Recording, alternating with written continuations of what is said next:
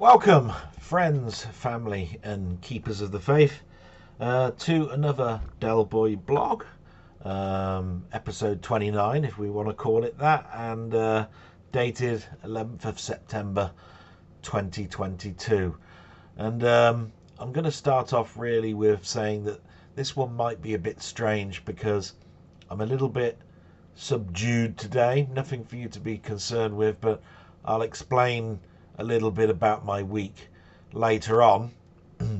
But I think it's been a strange week for just about everyone that's been in the UK. And I usually start off with the news, and there'll only be two entries in the news for obvious reasons. The first one is I always touch upon Ukraine. I haven't had to look anything up because we know that the war is going on, because there was a bigger event that hit the most of us in the UK, regardless of what we think of this particular family. But the big news event of this week was the Queen dying on the 8th of September, which was Thursday. I suppose a lot of us saw it coming. The first inkling I got of it really was Tuesday, when I saw a picture of her doing the kissing of hands ceremony to bring the new Prime Minister in on Tuesday. There were lots, the pictures were worldwide and across all of the media paper in England and news. And she looked very frail. Well, I thought she looked very frail. Gaunt sort of looking. But it was a singular picture. You can't really tell from a picture. And she hasn't been sort of like at live events or anything, like standing at the balcony at Buck House or anything, or seeing her walk past huge crowds of people for me to see whether she was bent double or, more drawn out than normal.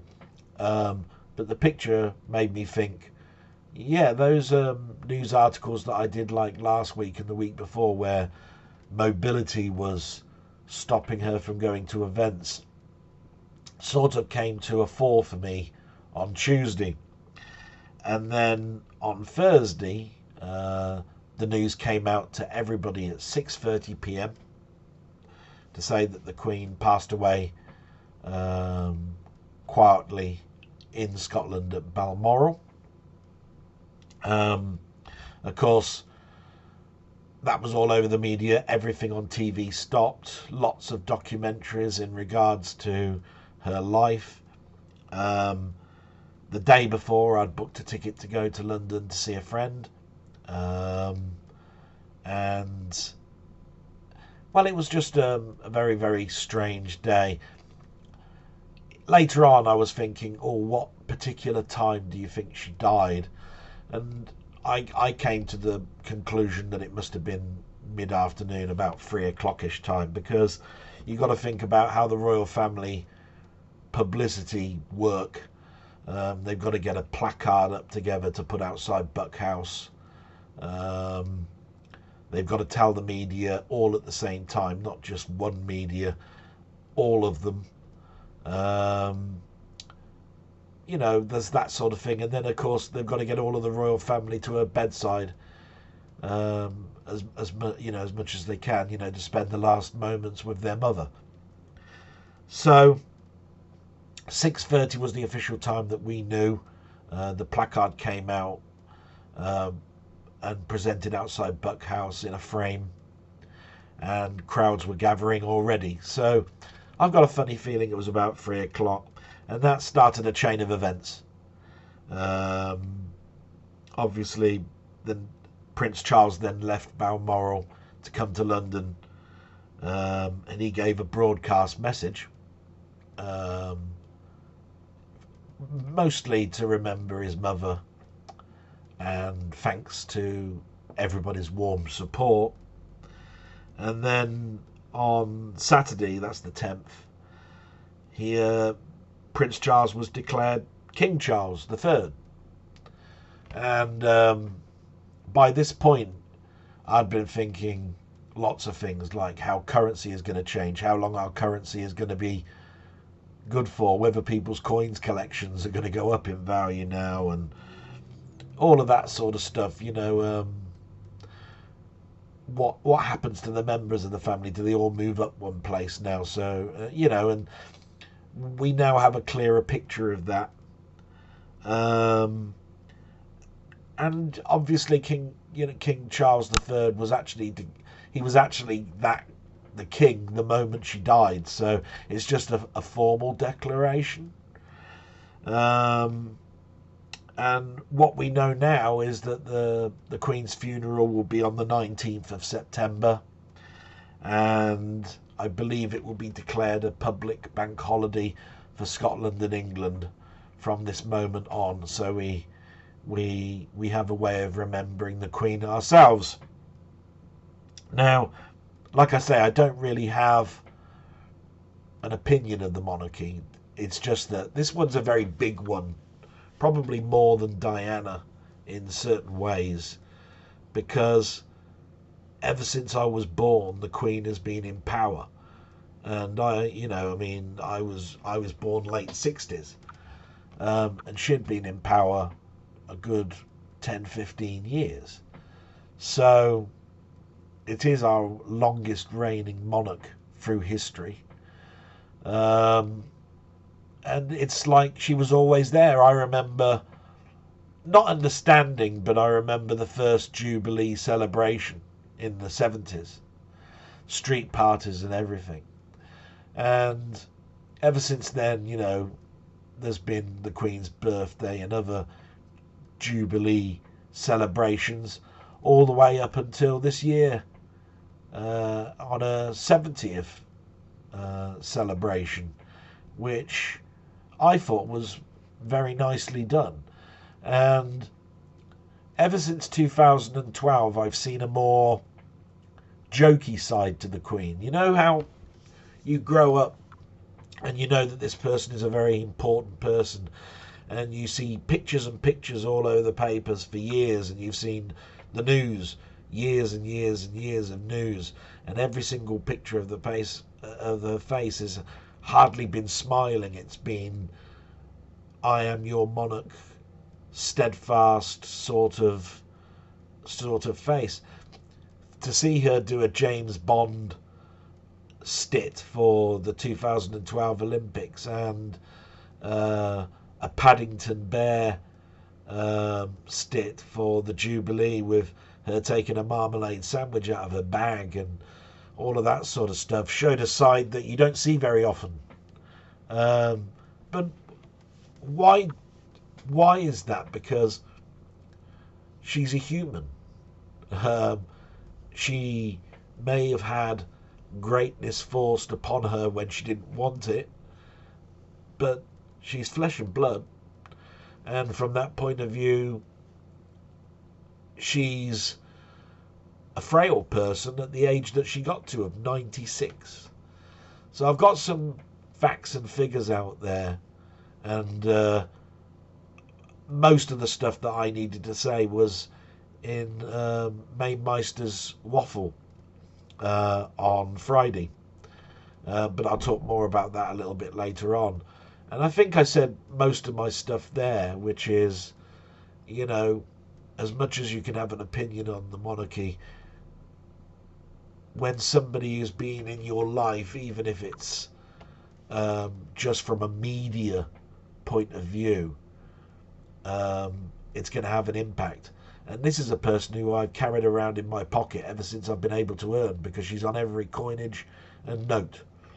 So she'll be with us for less time now as they do the new coinage. She won't be carrying around in my pocket anymore. And that's all I've really got to say about it, other than I hope I don't see too many derogatory things. I think this is one where, you've got to have a little bit of stand backingness about it all, and a little bit of forethought before you speak type thing. So I'm going to end it there. And that was the news. A bit longer than normal, but only 2 items. So we're going to do my shout outs as I normally do. So thanks to GTB Films, Jambon, Martroid, Mark Whatever, Stevie Paperboy, Colin Jones, Highlander, Colin Ferguson, Roberts Retro Gaming, Steve's Gaming, Milfy Swimbuckle, Martroid, and Panther UK. And every single one of those has given me a comment in my last blog and asked me some questions. And like most times, I've answered a couple of the questions in comments and left a couple to talk about in the blog. Probably because I felt that those needed a little bit more time. I'm okay at writing, but if I can get away with not putting too much into it, and sometimes emotion can come into it, I find it best expressed visually. So I suppose we better get on with some of the questions. Now, GTP Films, he's asked a really strange one. He wanted to know who my fave monger is.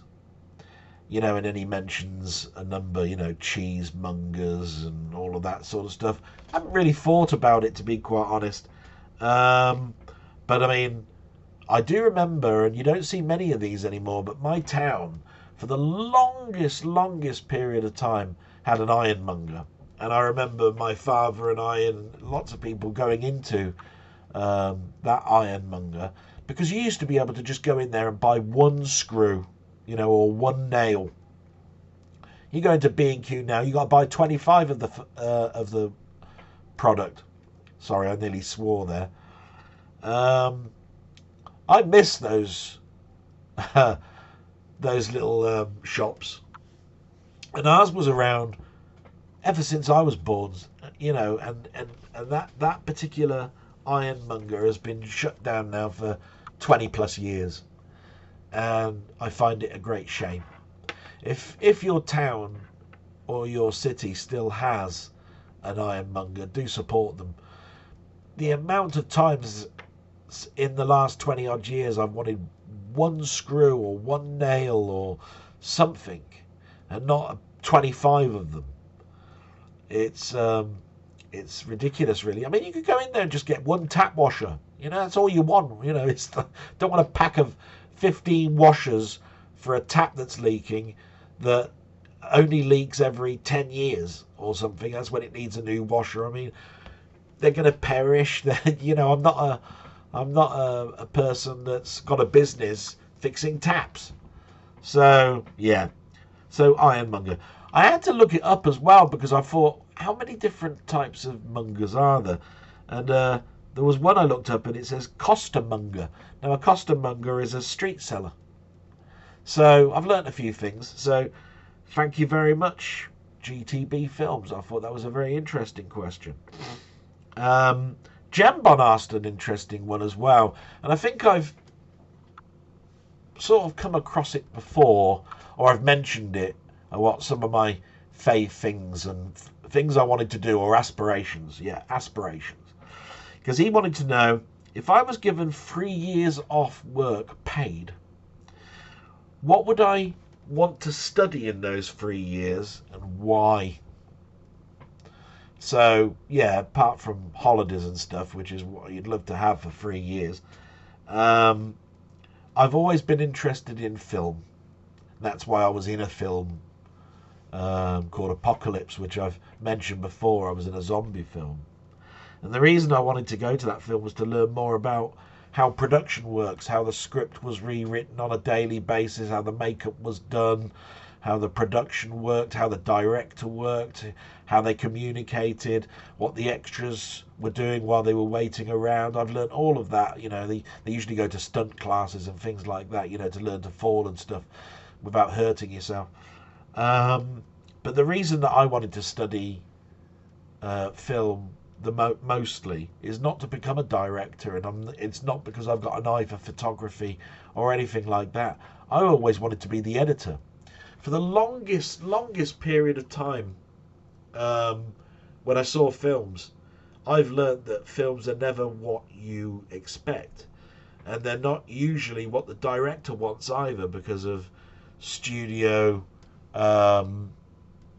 interruptions and interference.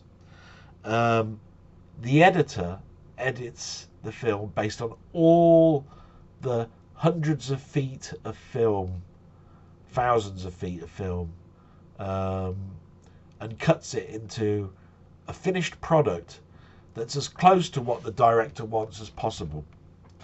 So isn't it great that if you're the editor that you get to see the whole of the film, absolutely everything, and cuts it into the final product? So it's strange that I'm finding it very difficult to edit a blog or something like this. You know, I'm finding digital editing to be a push, you know, a hard thing to learn. But as I keep delving into it and looking at more ways of how to do things, the more I've got a greater appreciation. So I hope that answers the question, Jan. But I wanted to be an editor, but it was from the early days because I wanted to see the whole of the film and not a cut piece of product, you know, and never knowing was there more, you know. So Stevie Paperboy is next. And he's asked for a game I've loved, but went back to, and it was shit. And I dare say there's been hundreds of them. I think Mainmeister said it best, that if we were to be very truly honest with ourselves, anything that we played on our Spectrums and Commodore 64s are looked at with, you know, rose-tinted lenses, you know. And to be honest with ourselves, we'd probably put those games on and play them for, at the longest, possibly an hour, and on an average, 5 minutes. We'll put them on. Oh, I remember this. Yeah, played that now. On to the next one. And that's a very true statement. So it's very difficult to think about all of my history from the moment I saw a computer at school and programmed, you know, Lemonade Stand and played Pet Invaders, and all the way through, you know, ZX81s, ZX80s, VIC-20s, Commodore 64s, Amigas, all the consoles, my PC. Have I picked up a game and gone back to it and gone, Christ, this was shit? So I really couldn't come up with one, because most of the time when you know how it is, you load up a game, I can't remember back then whether I thought it was shit or not. I remember all its flaws, like Commando having that flickering sprite effect and all of that sort of stuff. And I remember the Zap reviews where they did a Zap dump of the month or whatever it was, you know, the games that got less than 10%. And I remember looking at games and saying, that's too complex, I can't get into this. And I remember games being so simple, what the hell have you brought this load of rubbish out? I could have coded it better. So I really can't name one. I might think of one by the end of the stream, unlikely, but that's one heck of a question. And thank you, Stevie, because I don't usually get stumped. Usually I'd come up with one. But even I know that Rise of the Robots was a bad game, and I haven't gone back to it, so it doesn't cover your question.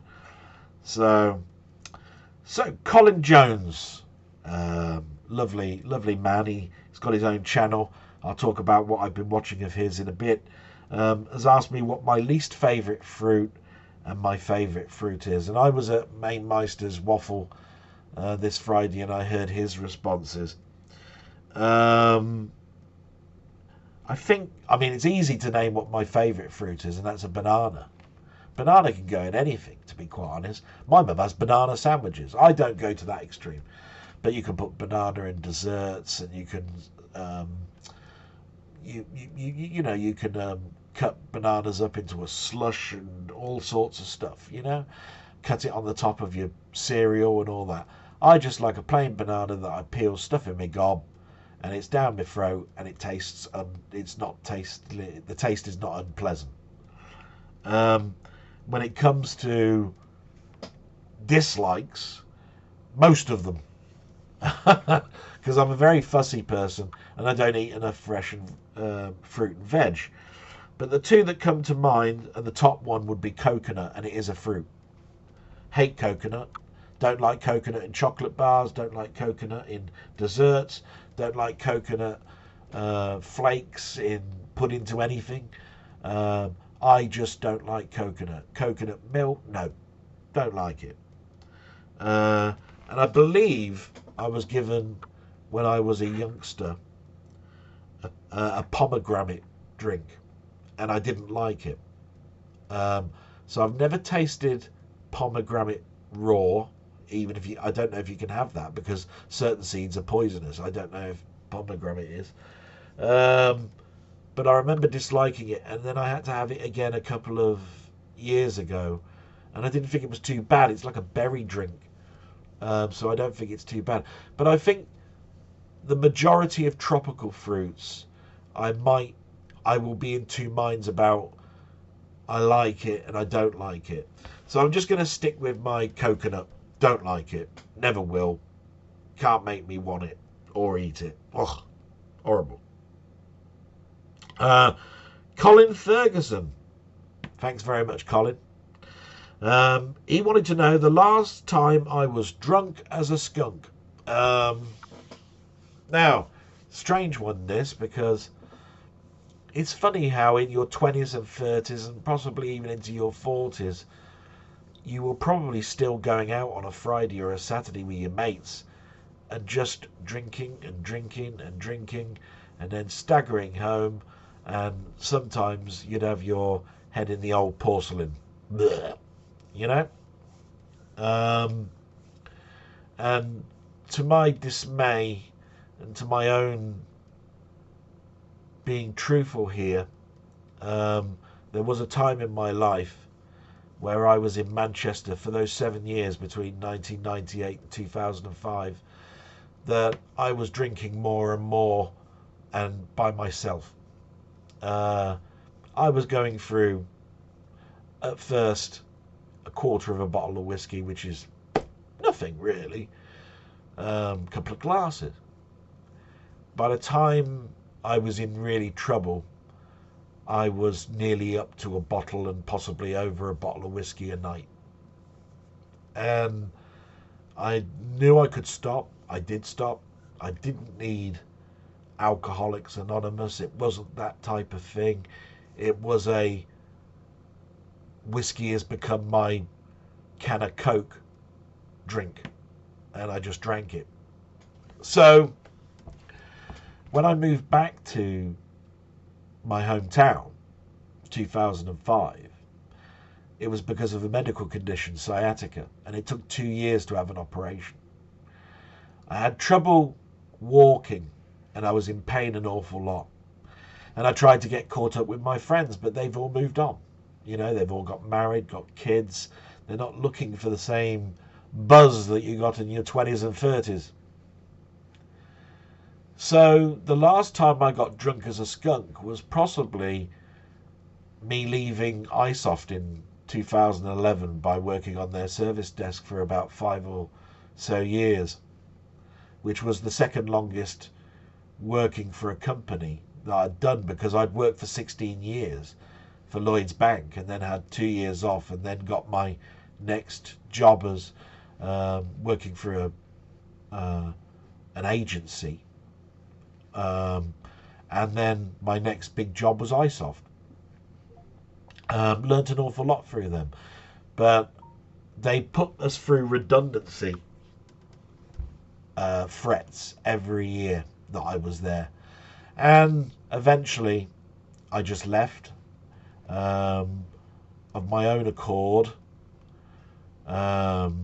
they did try to do all sorts of things to the people on the service desk by the same sort of means as Lloyd's Bank tried to do to me in regards to downsizing, by making your life so miserable that you resign.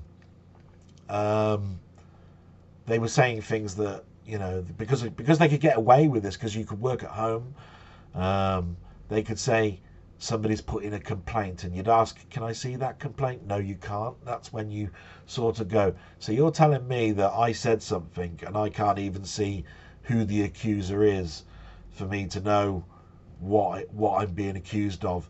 That's when you know they're downsizing and they're making your life miserable. It was the second time of that happening. So I went out by myself and I got drunk. I knew I was going to somewhere else. I had a week off. But that night that I left iSoft, I stuck my two fingers up at them. I won't, deny that, as I left the car park and got home, showered, booted up, into town by myself, drunk. Didn't recognise anybody that night. Remember going up to a nightclub, didn't recognise anybody up there, and then staggering home, didn't get a taxi, walked up a bloody big hill as well, and collapsed on my bed and woke up about 16, 17 hours later with a muggy head.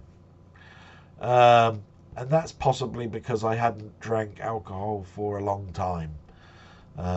As I said, I stopped drinking whiskey at a certain point. And it must have been the first sort of like long alcoholic set of drinks to have in 10 years, So, yeah, that's about it for that one. Robert's Retro Gaming, lovely Robert. Talk about him a little bit later on as well. He wanted to know, first of all, what my top PlayStation 2 games were. And I have mentioned it in my blogs before, but I give a lot of information. I'm not surprised most people will ask me a question when actually I've answered it before. But it's the one console I never had. He actually chose a console I never bought.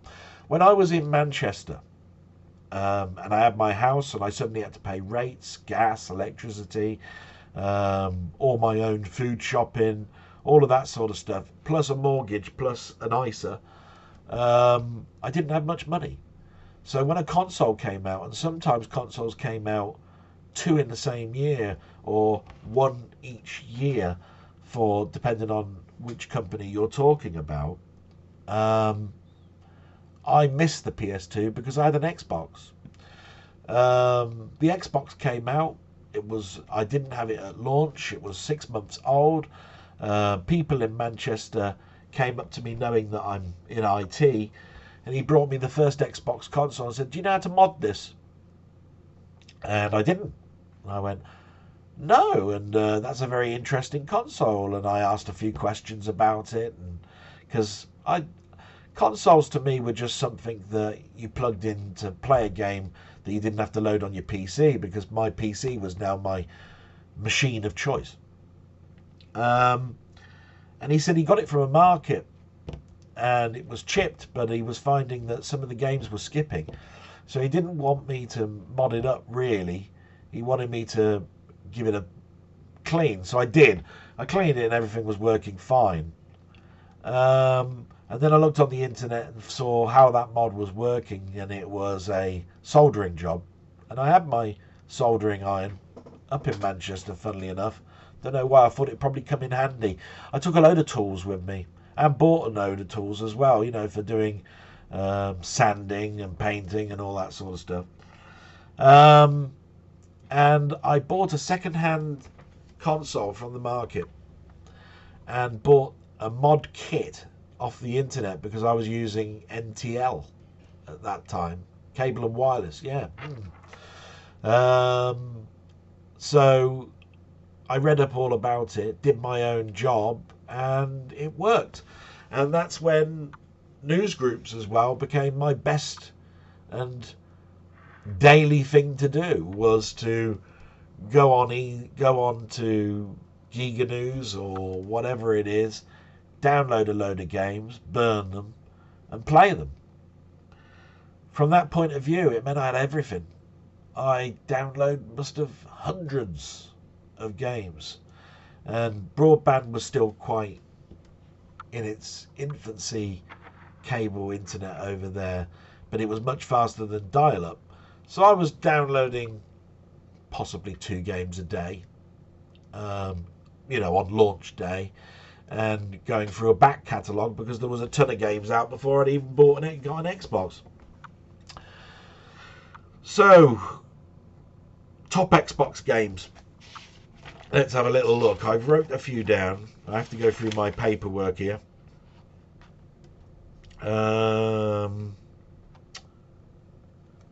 Do apologise for this.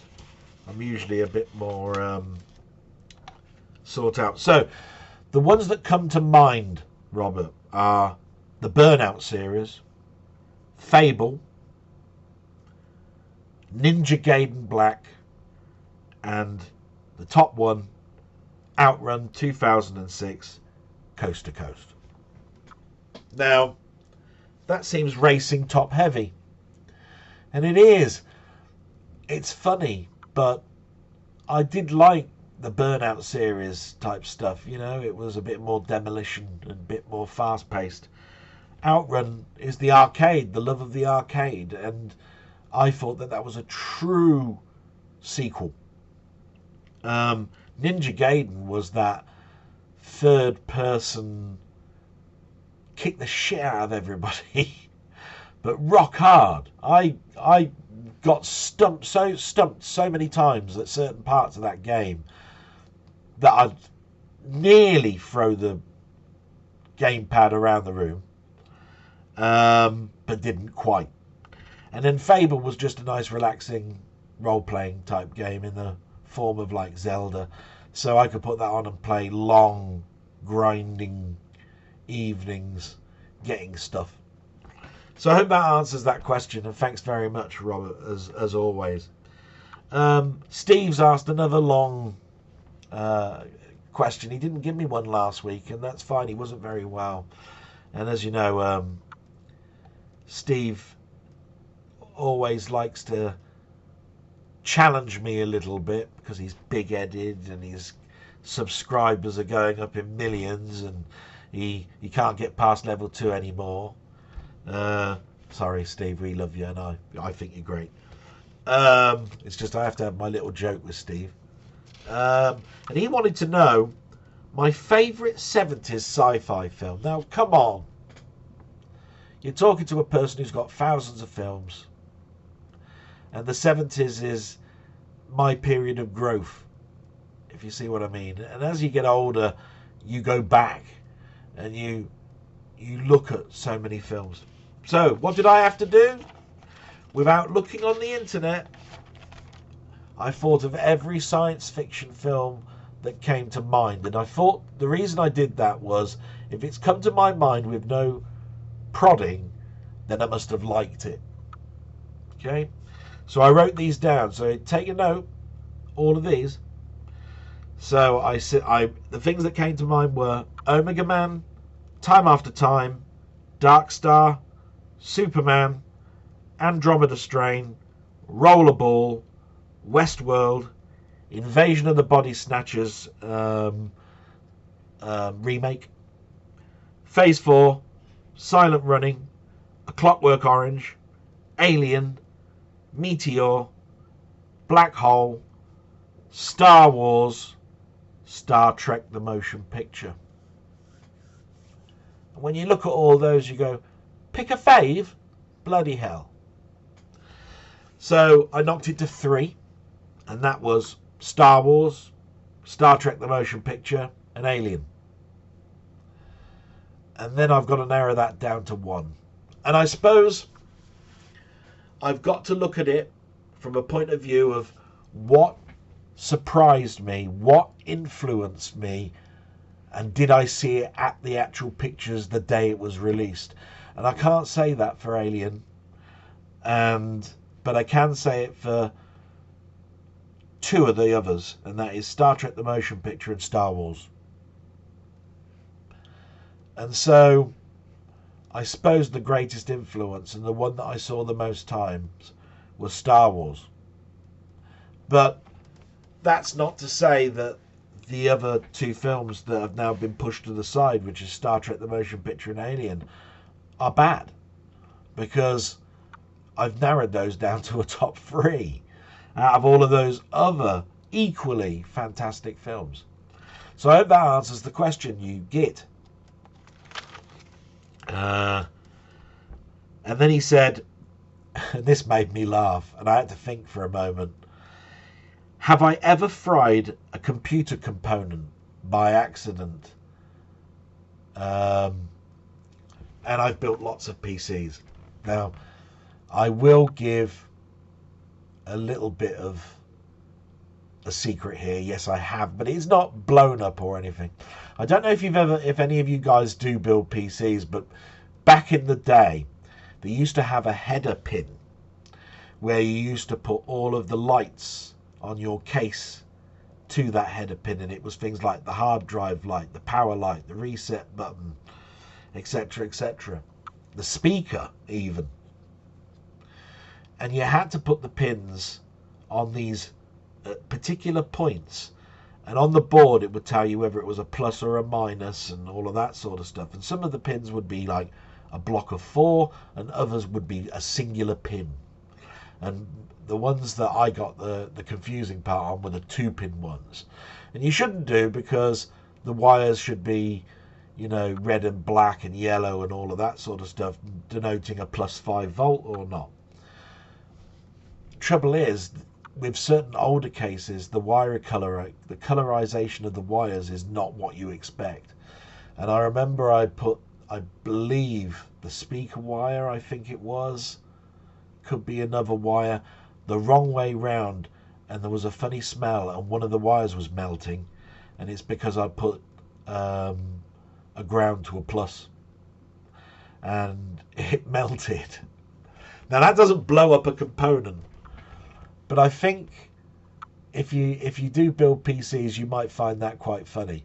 It's very easy now to connect these blocks, these case blocks, because they actually give you a block now where you can do it outside the case and then put it on top of the pins. Or they've actually even now got a case configuration that's always the same, and just stick it now on the board, I'm pretty sure. But I haven't had that problem since they gave you that little Lego brick with the pins, so that you can do it with your normal eyesight, rather than staring into a case where it's pretty dark because everything's all surrounded, and you've got to find the wire, and then you're shining a torch down at the board to find out what the pluses is. Or even looking at the manual. You see, the trouble with looking at the manual is you're orientating the board differently in your case, so you can't really go by that. Just excuse me a moment while I have a drink. I am available for adverts, by the way, product placement. That's great. So yes, I hope that's answered that question. And then Milfy, and Mainmeister's already answered this, and I couldn't help but overhear. But he wanted to know, if we lived in a parallel world where computers exist, but there are no such thing as games, and you can't create your games either, what would you do with your time? I came up with a jokey response, which would have been wrong anyway, which was, I'd invent the game and be a millionaire. There you are, I'm in this parallel world, I'm the king. Word for word, I think I said that. And that was a couple of days ago. Now, so my brain should be okay. The obvious answer is that computers were supposed to be a tool to use. And I've got lots of hobbies. Collect films, listen to music, you know, collect comics. It goes on and on and on. I would obviously, therefore, put all of my attention into one of the hobbies. Might be films, say, just for the argument. I would then probably use the computer to catalogue those films. And I would probably become a database expert. I don't think you can really answer any other way, because I've actually brought I'd still be around computers into that argument. And mentioned Hobbies, which you guys are all well aware of now, and I've combined the two. I don't think I would have seen something new or different. My life of collecting started at a very early age when my dad bought me my first comic. And I learnt to read, reading that comic. So I never chucked anything out. I kept them, and so therefore I was instantly a collector, wasn't I? And the one thing that you learn as a collector is, what the hell have you got, so you don't repeat buying it again? So, yeah, I think I've answered that question, Milfy, and I'm quite happy with that answer. And that draws that to a conclusion. So what I normally do now is tell you what my life's been like this week. And, and what I've been watching and what I've been doing. So I'm just going to touch upon why I'm a little bit subdued. This particular week has always been a difficult one, because of anniversary of deaths. And this week, death has been prominent in my mind since Thursday. Now, the Queen died on Thursday, we've touched upon that. And I've talked about my friend Martin, who I hadn't spoken to in 20 odd years, but was one of my best friends for 25 plus years. The funeral was supposed to be on Thursday, the day the Queen died. And I ummed and ahed for ages whether I should go, and I probably worked myself into a tizzy, till I came to the point that we didn't end on the best of terms, that the people that were going to be at the funeral were probably people of friends and family and people that were close to him right up until the end. So having a person turn up 20 years away from those types of feelings and interaction was wrong. And I thought that I could mourn him in different ways. And I did that through my blogs and so forth. And I thought I could visit his gravestone any time. So I decided not to go. Then, of course, the Queen died. So that was a pretty biggie. And today, after this blog, and after I've done my walk, it's the anniversary of my dad dying. He died in 2006 on this day, the 11th of September. And that's 6 years ago. And I was very close to my dad. And it's going to be a very strange afternoon going to the graveside. And I will be by myself, because I spoke to my mum before doing this blog, and she doesn't want to go. And she says it's because it upsets her, and she'd rather go in a couple of days or something, and that's fine. But she said, it always says a funny thing, because she says, I have a ritual in the morning that she has an argument with my dad even though he's died. So she had an argument with him this morning saying, why did you die before me, you bastard? And I don't know whether to cry or laugh. So we won't say any more about that. And the highlight of the week was going to London and seeing my mate Meister, which I mentioned in the beginning. And that's a scary thing if you think about it. I haven't been on a train in 3 years. I'm going to a city that I used to go to a lot with work, but never really scoured the city to look at anything. It was always to do with work. And things were flooding back to me in real time, just heading towards a person who I haven't actually met before, but know probably more than any other person in the last 2 years. And we had our fun and we had our jokes, and I was telling you about him saying I'm behind a statue outside a hotel. Well, duh, we're in London. You know, how many of these? I can laugh at all of those things, but it really was a happy moment.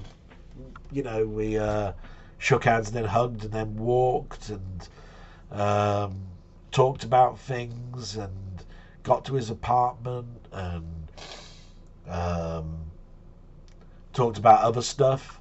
I probably bored him to death with certain stuff, you know, like photography. I brought my cameras with me, just tried to explain to him that I was thinking about buying another camera and that this camera's old, and I showed him how my wide angle lens can pick up the picture to the left of us, and yet we're only a foot away from a hollow. You know, I mean, you wouldn't normally pick it up, even with you'd only see it with the corner of your eye. Tried to explain all of that to him, and you know, I'm pretty sure that I bored him to death with that. But there was more happy times, and you couldn't ask for a nicer host. You know, he always wanted to buy me something, but I bought my own way. It's one of those things. I'm not a great taker of things. I'm a giver of things. So, you know, but the nice thing was he was very gracious and let me buy a pint. Let me buy it. You know what I mean? And I took a couple of things down for him. I wanted to give him a laptop, so I gave him a laptop. I hope he gets enjoyment out of it.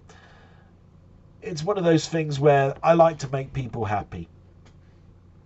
And then there was the journey home. And I could vent about certain things about that because, my God, the train pulled away 30 seconds after getting my arse sat down because it took 45 minutes on the tube to get from where he was to us. We mistimed that big time. It took 55 minutes to get home, where it took an hour and a half to get down because there was no stops. And then when I got up there, I got to my hometown. I was so tired with carrying these bags that my legs were just about to give out. I went, no, I need a taxi. And I haven't ordered a taxi in 5, 6, 7 years. And I was outside there. I said, are you free, mate? You know, and he said, you have to phone that number on the side of the car. I went, oh, you have to book, right? Yeah. And there was 6 other cars behind. All the same rank type thing. I phoned it up.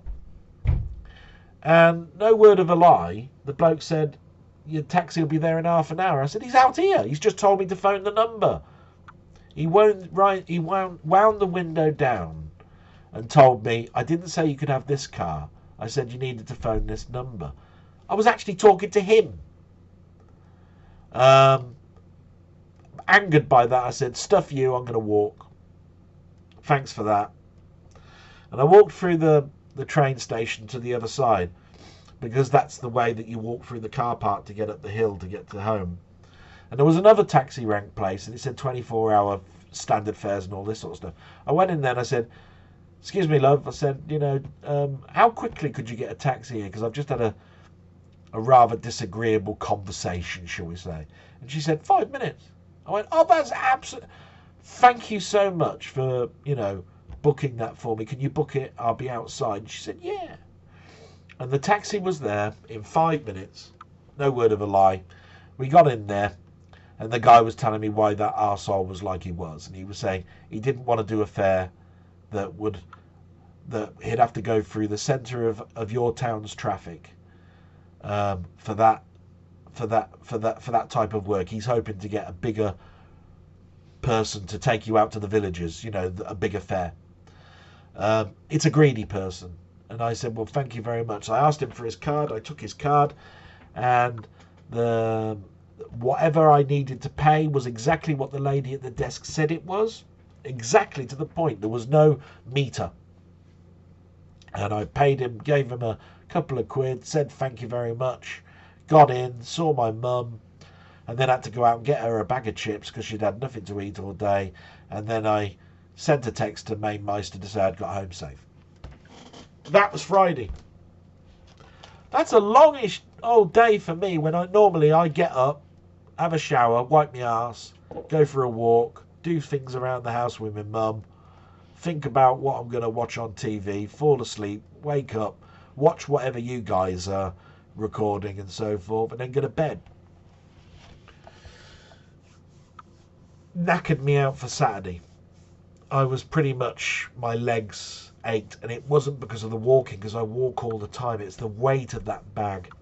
I should have thought about it, but it's given me an idea of what to expect in the future when I get back to normal.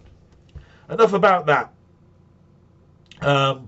What have I been watching? So on YouTube, Pac-Man QC is a channel I don't watch an awful lot of, but I have watched a couple of his series because he does a history of arcade games, and he did a history of Yi Kung Fu this week. Once he's done the history, which sometimes is a bit ropey, I think, with his facts, to be quite honest, he then does a comparison of the games, and I don't like his comparisons because he'll say, and here's the shitty Spectrum version, and I'm going, hey, at the time that was top notch.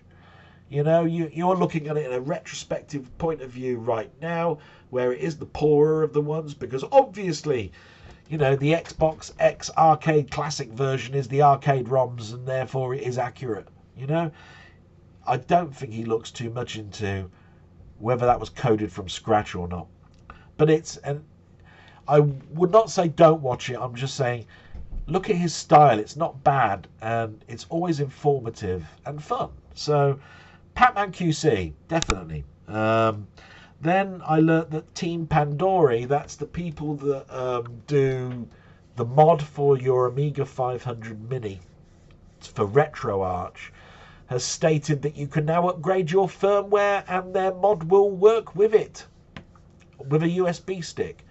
They've made a load of corrections. They've added some new BIOSes, so you can do more. The Amiga emulation, the CD32, is now better under RetroArch. The Amiga 500 Mini's own firmware still hasn't corrected those bugs and so forth. But now you don't need to use a firmware switcher. So at some point, maybe this week, I will have a look at that. I don't find the firmware switching difficult to do at all. So I might just download the new RetroArch and just see what it's like. We'll see. Then there is always RMC the Cave. He had a massive donation this week of a load of computers. And of course I always watch This Week in Retro. Wasn't particularly a hot one this week, but it did talk about collecting. And a guy that was trying to sell his collection for $1 million, and how ropey it was, how there weren't a lot of photos, and how the spreadsheet looked like there wasn't much effort into it. At least he touches upon things that I'm interested in, like I am a collector. So I can agree or disagree, can't I? So that was great. And then Atari 8-Bit Forever is a channel. They wanted to show their work in progress of the Atari XL XE version of Outrun, which was started to be written in 2022. And it looks better than the 64 version, and the sound is not bad. One to look out for. Excuse me, I'm getting very dry. So those are the things that I watched. And I only put one video in the interesting shit column this week, you know, which is on our Discord. And those were the best 3D DOS games between 1981 and 1990. There's a lot of fun you can have going back in history and looking at DOS games between 1981 and 1990. Because I believe that most people bought a PC around about 1990, you know, or after. So watching those games that you played on your 8-bit on a DOS machine running at 7 times faster than what your Commodore could go at, but remembering that their graphic cards were EGA and CGA at the time. So remember that you can't draw fast polygons if you haven't got a graphic chip that can actually do it. Is interesting because you'll see ones that are going so fast they're unplayable, and you'll see ones that are going so slow you might as well have been playing it on a Commodore 64 with vector graphics. But the closer we got to 1986, 87, the more I saw some Amiga titles that were on the PC. One I think called Interchange looked identical. So you could see that margin was getting narrower and narrower. The Amiga had that edge to say, look what we can do with our GUI and all the ham modes and sound and so forth. The PC was still, excuse me, in the background. As we move forward and forward, Interchange on the PC and Interchange on the Amiga, hardly anything between them. And then, of course, the PC is going to overtake. So that's one to watch. Now, all of my friends that I watch with you, Ponder, loved your Rally X and your VS Balloon videos this week. Good luck with the kerfuffle. Robert, Minecraft, thank you so much for doing a little homage to me. Well, it's not really a homage. You we talked about Minecraft privately, and I mentioned that the first thing that I tried to do with Minecraft was mod it, and you're playing it, which is salute you, sir, because you're playing the game and you didn't instantly think about how can I make this look better. I just look at things from all sorts of angles. So he put a pack on, played it, and I think he was quite impressed. But he's then gone back to his normal vanilla, and we were going to collaborate on something. But being as he hasn't gone back to the graphic one, and it's very hard to say how can you collaborate. I've told him that Steve is now starting to think about doing Minecraft stuff, and it would be probably best that he collaborates with him. But you might want to start looking at a Minecraft server. You can make your own, or you can buy them. You'd have to look it up, and I'd certainly be willing to come in and help with the building if you do that.